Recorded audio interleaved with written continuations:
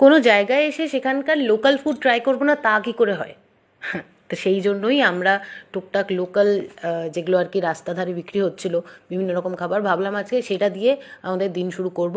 তো প্রথমেই আমরা একটা দহি বড়া বলছিল, এটাকে ট্রাই করলাম। আমার দহি বড়া খুব একটা মনে হয়নি, তরকারি দেওয়া ছিল, তার মধ্যে একটু দই দিয়ে বানিয়েছিল, একটু সয়াবিন ছিল, তারপরে ঘুগনি ছিল, ভালোই খেতে, বেশ ভালোই সুন্দর। ছিল।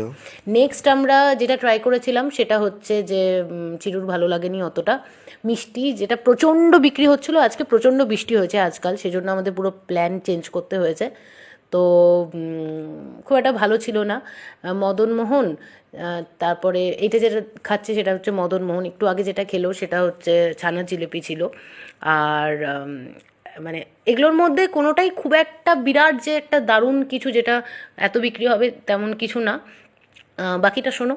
এটা হলো রসগোল্লা, তারপরে আছে ছানা পোড়া।